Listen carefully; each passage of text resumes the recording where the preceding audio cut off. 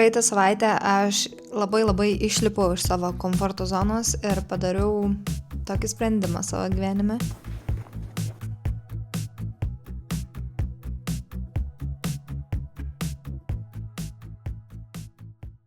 Labas rytas, sveikos atvykusios į mano vlogą arba sveiki atvykę, bet mano auditorijoje jaučiu, kad 98% merginų, tai tikriausiai labuka merginos. Ne, juokauju, iš tikrųjų šiandieną tikrai žadu įeiti į rutiną, apsitvarkymo diena, atsistatymo diena. Nuvedžiau ką tik vaikus į darželį, dabar einu pasivaikščioti kiekvieną rytą, dabar kaip Dievą myliu, einu vaikščioti ir padarau apie 9000 žingsnių savo čia tą išėjimą, apie valandą laiko užtrunka ir kadangi jau keliuosi ryte vežti vaikus, tai kodėlgi neišnaudoti to ryto ir eiti pasivaikščioti, nes jeigu aš dabar grįžčiau namo, pradėčiau kažką dirbti, tai tikiu, kad tas mano išėjimas taip ir niekada neįvyktų, nes po to kažkaip užsisuki darbais, ten reikia pradėti tvarkytis, daryti valgyti ir šiaip kažką veikti ir tada tiesiog nebelieka to laiko eiti pasivaikščioti, bet jeigu ryte pasivaikštai, tai tikrai įmanoma tą tokį žygį rytinį palaikyti ir išlaikyti. Reikia prieš išėjimą atsigerti, nes nežadu temptis, aš gertu visam. Kar žinokit, iš Humanos nusipirkau štai tokias kelnes už 6 eurus, ne iš Humanos, iš Gausos, bet jo žiauriai fainos, turiu daug kišenių ir tokios grinai eiti pasivaikščioti lauką žiemą, tai žiauriai džiaugiuosi, nes turėdavau tik timpas. Šiaip tik toks minusas, pamiršau pirštinės. Tai turėsiu rankas laikyti kišenėse, faina, kad tas striukė turi pašiltintas kišenės. Kaip pagalvoju, tai nėra taip baisu pradėti vaikščioti. Šiaip gal, jeigu niekada nėjot taip pasivaikščioti viena, galbūt pirmi 2-3 kartai atrodys tai keisti, kad čia aš viena vaikšto, ar ten man anksčiau atrodo, kad vaikščiojimas, toks, pavyzdžiui, valandą pasivaikščiot yra tiesiog laiko švaistymas, bet dabar, kai tikrai supratau naudą vaikščiojimą, niekada man vaikščiojimas nebetrodo kaip laiko švaistymas. Bet šiaip šitas mano kelias, tas, kurį einu praktiškai kiekvieną rytą, toks pat visada tas ratas, tai žiauriai gražus, aš jums parodysiu, bet jau tikriausiai iš senesnių mano vlogų matėt, žiauriai faina.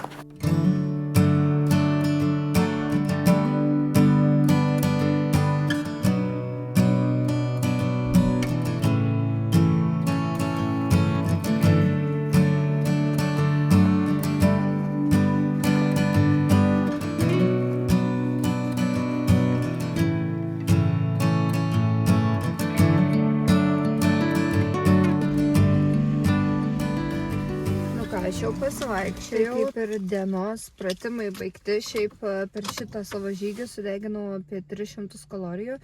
Tai čia toks visai neblogas workoutas gaunasi. Tikrai neblogai jaučiuosi, kad pasportavau ir dabar 10 valandų ir galėsiu tiesiog pradėti savo dieną ramiai, pavalgyti pusryčius ir, toks tikrai, gerai jaučiuosi, kai pavaikštau, žiauriai gerai. Nes žinau, kad jeigu būčiau dabar po darželę grįžus namo, niekur neėjus, mano savijauta būtų kitokia. Grįžus namo pusryčiai, pietus. Aš nebeskaičiuoju kalorijų, tiesiog valgau 3 kartus per dieną ir valgau, kol pasijaučiu, kad esu soti. Kažkaip aš visada jums sakau, darykit, kas jums atrodo geriausia ir priimtiniausia, kad galėtume tai daryti ilgą laiką. Ir aš jaučiu, kad kalorijų skaičiavimas nėra kažkoks tai dalykas, kurį aš galėčiau palaikyti kiekvieną dieną. Valgykit palei intuiciją ir man tas valgymas palei intuiciją kažkaip priimtiniausias, aš nežinau kodėl. Aišku, galbūt šiame gyvenime etape priimtiniausia, galbūt po 3 mėnesių sakysiu, kad kalorijų skaičiavimas man labai priimtinas, bet šiai dienai tiesiog valgau palei intuiciją ir tikrai kažkaip nesuku per daug galvos.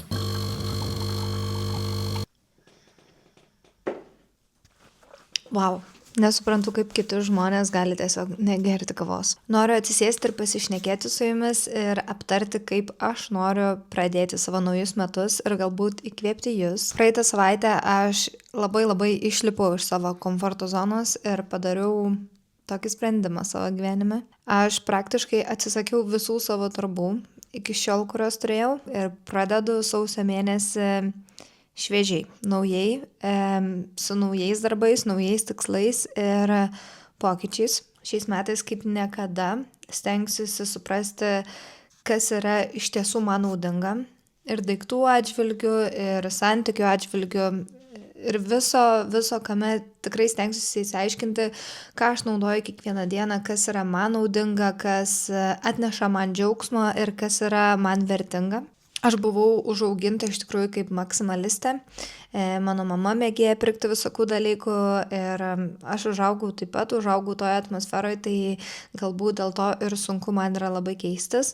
Šiais metais kaip niekada noriu atsikratyti visais daiktais, kurie yra man nereikalingi. Ir tikrai, kai nusprendi keistis, nebūna taip, kad atsikračiau visais daiktais, nes aš ir jau dariau tokių video, kur atsikratinėjau daiktais ir tikrai taip nebūna, kad atsikračiau daiktais ir daugiau man nebereiks to daryti. Man atrodo, perrinkti, peržiūrėti savo daiktus turi kas 2-3 mėnesius, nes vis tiek jie ateina į tavo gyvenimą, ypač su mano darbu. Aš dirbu su socialiniais tinklais, tai aš tų daiktų gaunu ir tikrai mažai dalykų perku, bet daiktų daugėja mano namuose, nes man vis juos siunčia. Ir aišku, kai kurie daiktai yra labai naudingi ir naudoju juos kiekvieną dieną, o kai kurie nelabai. Pradėjau aš visus tos socialinius tinklus vesti nuo makiažo. Pradėjau aš prieš beveik 5 metus ir viskas prasidėjo nuo makiažo ir per tos 5 metus tikrai daug kas pasikeitė. Dabar turiu 2 vaikus, ne vieną, pasikeitė mano prioritetai, perėjau tokius visokius traumą savo gyvenime kaip liga ir panašiai ir tikrai pasikeitė mano vertybės. Todėl ir atsisakiau daug darbų su kosmetika, nes iš tikrųjų jaučiu, kad nebe tai yra mano gyvenimo varikliukas. Visada bijojau paleisti tos darbus, nes bijojau, kad neturėsiu pinigų, žinot, kai dirbi savo. Niekada neturiu kažkokios tai fiksuotos algos. Tavo pajamos ateina iš daug įvairių dalykų ir jos susideda į vieną ir aš visada bijodavau pasakyti ne darbam ar paleisti darbus, kad o jeigu aš neturėsiu pinigų ir šiais metais supratau, kad kuo daugiau pinigų tu turi, tuo daugiau tu išleidi. Išlaidos didėja, nes tavo norai didėja, nes tu turi tam biudžetą. Mažiau dirbsiu, mažiau uždirbsiu, mažiau pirksiu nesąmonių, bet turėsiu, kas yra man šiai dienai svarbiausias dalykas, tai daugiau laiko savo, daugiau laiko savo šeimai ir daugiau laiko savo hobiams. Nebesieksiu aš kažkokių trendų, nebepirksiu kažkokių tai trendinių drabužių, kurie tiesiog matai visi Instagramai, juos turi ir tau reikia nusipirkti ir tada nusipirki ir supranti, kad čia ne tavo stilius ir tu kabo spintoje. Tikrai šiais metais stengsiuosi fokusuotis ne į materialius dalykus, bet į pojūčius, patirtis ir tiesiog laiką su savo artimais žmonėm. Prieš 2 metus, kai turėjau tą operaciją, praleidau 10 dienų ligoninėje, tada reabilitacijoje mėnesį ir tikrai supratau, kad kai tu aplink nebeturi nieko, nebeturi savo daiktų, atsiguli į lovą ir viskas, apie ką tu galvoji, yra patirtis, kurias turėjai su savo draugais, kurias turėjai su savo šeima, vaikais, galbūt net su savim pačia. Ir tau daugiau niekas nebesvarbu ir tu negalvoji, kaip buvo faina, kai prieš 2 metus nusipirkau tą tašę, ar nusipirkau kažkokį tai lūpdažį, ar prisipirkau kosmetikos ten už 200 eurų. Tu visada galvoji apie patirtis, tu prisimeni. Tavo prisiminimai yra, ką tu nuveikiai, kur tu buvai, ką tu veikiai, kaip, apie smagų laiką. Tu niekada negalvoji apie daiktus, tu niekada negalvoji, kaip smagiai aš dirbau ten prieš metus laiko ir eidavau darbą, kaip smagiai aš pirkau tuos plaukų produktus, kaip smagu buvo, kaip prisipirkau aš ten tų baldų namie. Niekada apie tai nepagalvoji, visada kažkaip galvoji apie patirtis, todėl ir aš šiais metais nusprendžiau tiesiog nebegalvoti apie daiktus, o investuoti į laiką su artimaisiais ir su šeima. Todėl visas sausio mėnesis dabar bus atrinkimas daiktų, kurių man nereikia namuose. Tikras toks išsivalymas, nauja pradžia, naujas startas. Noriu tikrai šiais metais pradėti šviežiai ir pradėti nuo nulio, susivokti iš tikrųjų, kas man yra svarbiausia, kokie darbai man yra svarbiausia, ką aš noriu daryti pagaliau.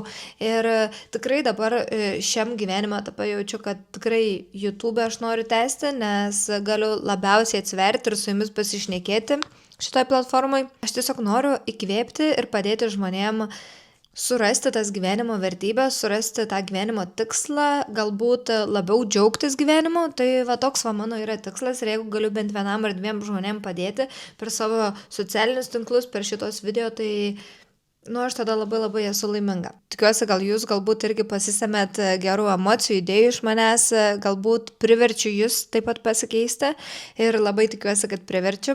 Man asmeniškai visas sausis tikrai bus toks restartas, pradėjimas daryti naujus dalykus, pradėjimas daryti tai, kas galbūt mane trikdo ir aš to bijau, bet aš turiu daryti, nes aš noriu keistis ir aš noriu išeiti iš savo komforto zonos ir tai jau labai sėkmingai darau ir aš tikiu, kad kai vieną dalyką paleidi, būtinai atsiranda toje vietoje kažkas kito ir galbūt geresnio. Tai va, nebijokim paleisti ir eikim į priekį ir darykim dalykus, kurie nėra mūsų komforto zonai. Darykim tai, kas mus padaro geresniais. Ir aš savo intuicijų ir širdį jaučiu, kad šie metai bus mano metai ir kad per juos pasikeisiu ir atrasiu dalykus, kurių visada ieškojau. Kaip visada mes grįžtam prie mano rūbų spintos ir tikrai nuoširdžiai nemanau, kad aš turiu labai daug rūbų. Čia yra viskas, ką aš turiu ir mano spinta yra realiai Ikėjos vaikiška spinta, tai pagalvoju, kitos merginos turi tiesiog visą kambarį rūbų, aš turiu tik tiek, bet vis tiek yra dalykų, kurių aš nenešioju ir noriu perrūšiuoti. Ir dar gražiau susidėti, viskas yra sujaukta. Tai šiandienos popietės darbas yra toks, persitvarkyti, susidėlioti ir pažiūrėti, kas iš ties man naudinga ir kas ne. Aš net nenoriu pagalvoti, kiek mes laiko išvaistome per dieną galvodami apie tai, ką mes norim apsirengti. Ką supratau per visus tos gyvenimo metus, kad aš nesu žmogus, kuris yra labai į madą linkęs. Aš galiu nešioti tos pačius drabužius, juodus drabužius kiekvieną dieną ir nesukti apie tai galvos, man nereikia kažko labai madingo, kažko labai trendy, aš nelabai domiuosi mada.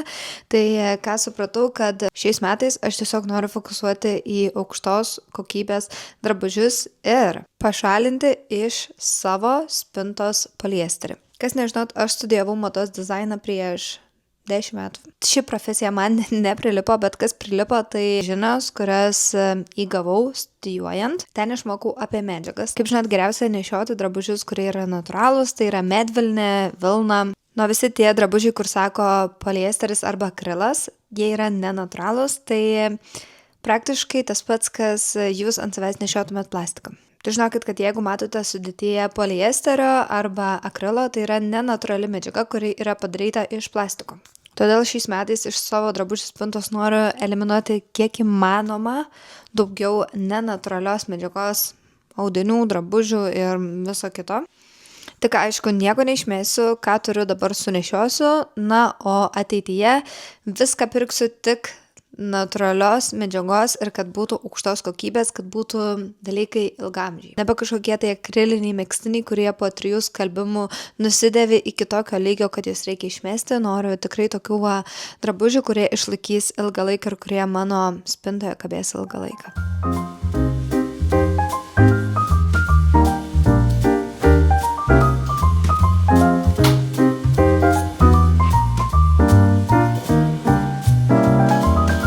Viskas, ką pavyko išversti iš savo stalčių, galbūt nėra tai per daugiausiai drabužių, bet iš tikrųjų yra gan daug ir aš jau dabar matau dalykus, kurių aš nebuvau apsivilkusi kokius 4 mėnesius. Aš tikrai tikiu, kad jeigu yra kažkokie tai drabužiai, kuriuos nevilkėjote metus, pusę metų ar galbūt netgi 3 mėnesius, aš tikiu, kad tikrai jų neapsivilksit ir neverta jų turėti savo spintoje, geriau suteikti jiem antrą šansą. Kaip pavyzdžiui šitas megztinis. Ir man yra labai gaila pripažinti, kad aš jo nenešioju ir iš tikrųjų aš nežinau, kodėl jį laikau, jis yra rankų darbo vilnonis, griaužia man šiek tiek, tai galbūt dėl to aš jo nenešioju, nes man jis yra nepatogus, nes jis man kanda, bet ką noriu pasakyti, kad jis yra rankų darbo labai fainas ir gražus ir aš tikrai galvojau jį nešiosiu, bet aš nespalvų žmogus ir man visada, jeigu yra kažkoks tai rožinis, mėlynas megztinis,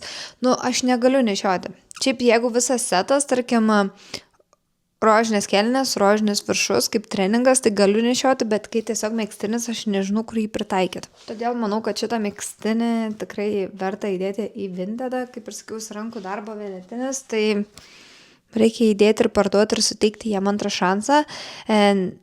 Kodėl jis turi gulėti mano spintoje, kai kažkas jį gali dėvėti kiekvieną dieną?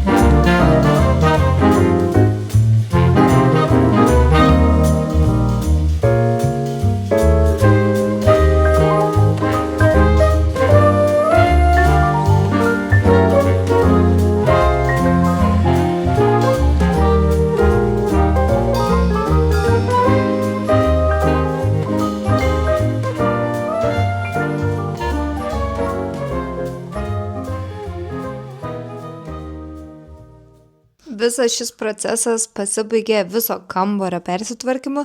Iš tikrųjų dabar net kvėpuoti lengviau, nežinau ar jums tai būna, bet kai apsitvarkai ir šiek tiek šiukšlių iš savo namų išneši ir nereikalingų daiktų, atrodo kvėpuoti lengviau namie ir atsiranda toks produktyvumas, motyvacija daryti kažką. Atsikračiau iš savo spintos gerų maišų rūbų ir šiaip visokių tokių nereikalingų dalykėlių aplinkui. Šiandien padirbau 1,5 valandos, bet tikrai visą sausį bandysiu atsikratyti tais nereikalingais daiktais iš visų kampelių. Jeigu jūs irgi pradedat panašų procesą, tai nesiimkit visko iškart, tik pasimkit kažkokią mažą dalelytę savo namų ir pradėkit ten. Tiesiog pamažu kiekvieną dieną po vieną namų kampelį apeikit ir tikrai pamatysit, kad po mėnesio ar 2 viskas atrodys daug švariau ir daug fainiau. Man to persitvarkymo tikrai reikėjo ir dabar jaučiu tokią didelę motyvaciją ir stimulą tiesiog apeiti visus kampelius ir tikrai namie turėti tik daiktus, kurie atneša man džiaugsmo ir yra naudojami, o ne tik kažkur stovi padėti ir niekada nenaudojami. Šiandien tiek, tikiuosi gavot kažkiek tai motyvacijos, ar tai apsitvarkyti, ar eiti po 10 000 žingsnių į dieną, eiti pasivaikščioti, priimti geresnius sprendimus savo gyvenime ir labai ačiū, kad čia esat.